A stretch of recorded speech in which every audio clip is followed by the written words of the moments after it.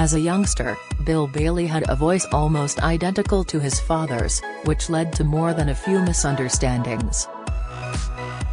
Brought up in Somerset, the future comedian and TV presenter was born into a family of medics, his father Christopher a GP, his mother Madryn a nurse.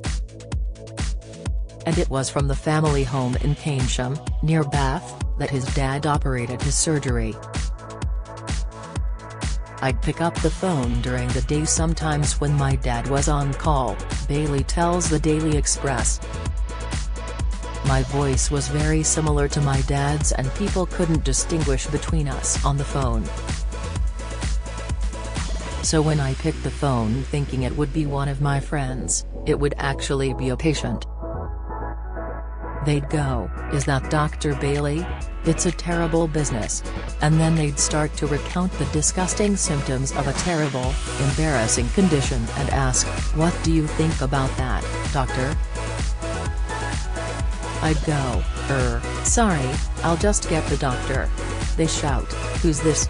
Is that an imposter?' and put the phone down. And my dad would come in and say, 'Oh God, you've done it again.'"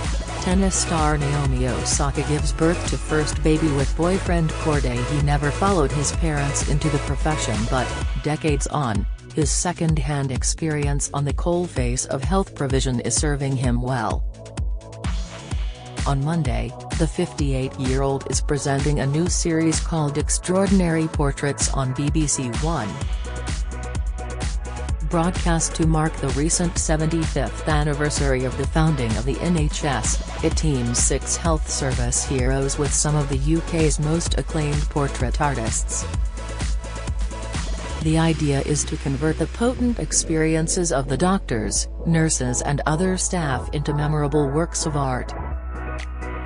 In the first episode, sculptor Nick Elphick reflects the work of Martin Griffiths, a trauma surgeon at one of London's busiest hospitals. The statistics from Martin's department are shocking. On average, he deals with 2 stabbings a day and 2 shootings a week. What makes these figures more disturbing is the fact most of his patients are children.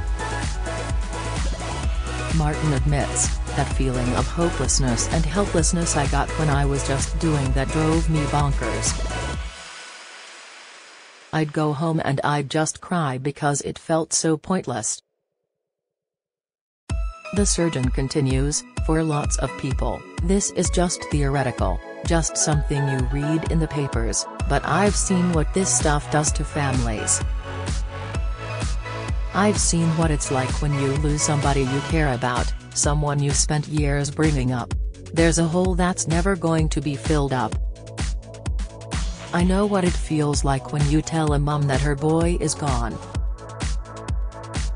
It's something you never get away from. It doesn't need to happen in a first world country. We can do better."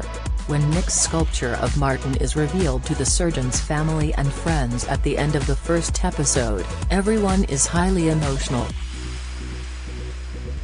Bill, a keen amateur artist himself, confesses he also shed a tear at that moment.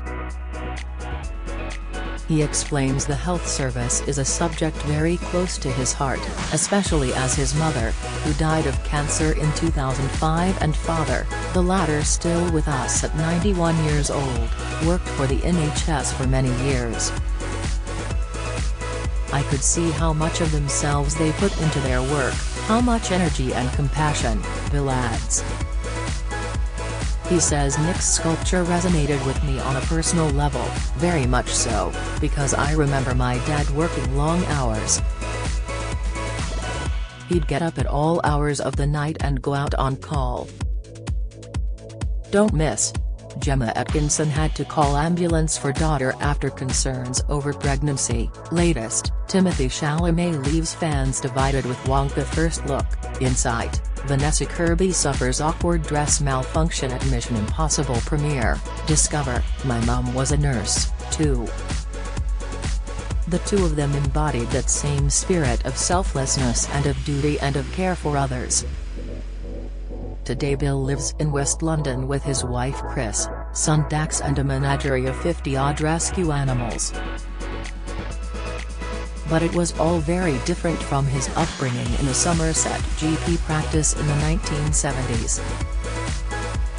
Bill recalls how many of his father's patients were farmers. At Christmas they would bring gifts to the house.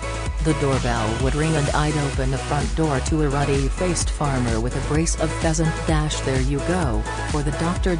And you'd be struggling with this pheasant through the house.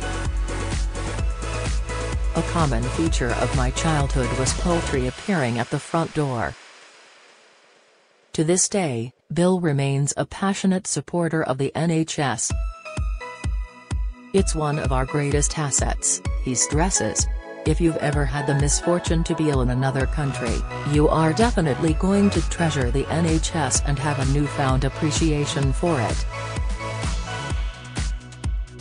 The comedian shudders as he recollects his experience of healthcare in the US. They have pharmacies the size of massive supermarkets, he explains. I've never known a country which is more enthralled to pharmaceutical sustenance. When I was working in New York, I was doing this show off Broadway, and I got an ear infection. So my promoter sent me to a doctor who had a practice on Broadway. Of course, he did. The receptionist there did show tunes. The doctor looked at my ear for less than 10 seconds. Then he gave me a huge box of drugs. It was not just a little blister pack of antibiotics, it was the size of a shoebox. Take 20 of them right now, he said. Then take 10 of them, 4 of them and 2 of them. And, by the way, that will be $10,000. The comedian admits thinking, what the hell is the matter with you? It's just an ear infection. Maybe some drops would do. But he explains that this is the way healthcare works in the United States. People just medicate, medicate, medicate and walk around rattling like pharmacies. So, if any encouragement were needed, that reminded me of what a fantastic institution the NHS is. Even so, the NHS seems more under threat than ever from a combination of increasing demand, dwindling resources and creeping privatization. Will there still be an NHS to celebrate in 75 years' time? I hope so, says Bill. It means so much to so many people. Anytime I've had the cause to be treated by the NHS, I'm struck by not only the level of care, but the professionalism, the skill, the patience, the kindness and the compassion that you receive. Anyone can walk through the door and receive the same treatment. That is what is so wonderful about it, and why we should never take it for granted. The comedian offers a nightmare vision of what could happen if we don't look after the national treasure that is the NHS. Once it's gone, it's gone. Then we'll get American supermarket-style medicine. The doctor from Broadway will come over here and set up shop in the West End. He'll soon be producing a musical entitled, How You Can Dispense Very Expensive Drugs.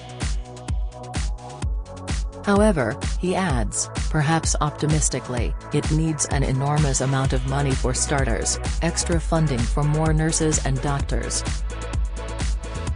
But for all that, the NHS is so woven into the cultural fabric of this country, I can't envisage it ever not being there. So I don't think it will come to that. During a very busy career, as well as presenting TV programs, Bill has worked as a stand-up comedian, an actor, a musician and, as fans of Strictly Come Dancing will know, also a ballroom dancer. In fact, in 2020, aged 56, he became the oldest winner of the BBC Dance Contest, partnered with professional Odi Mabuse. Surely he's running out of subjects to explore?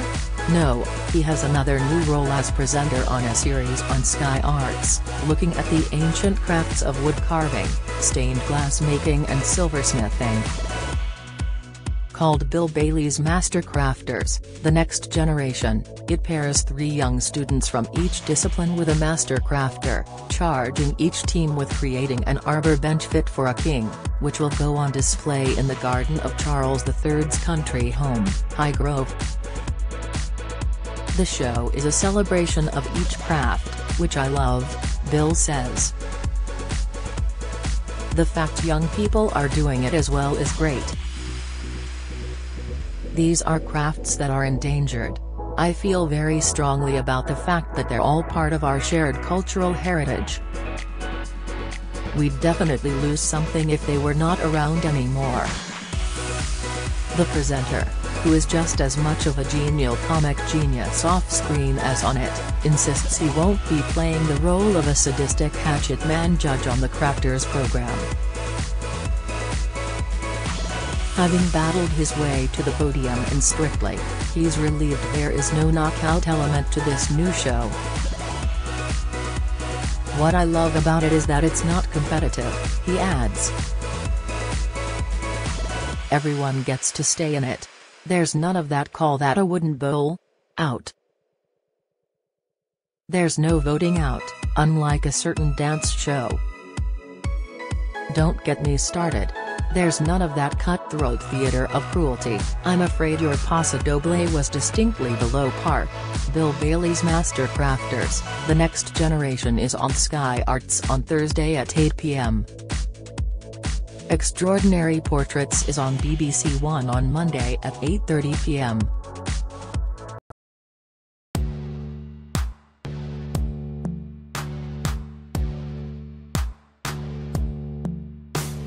Good.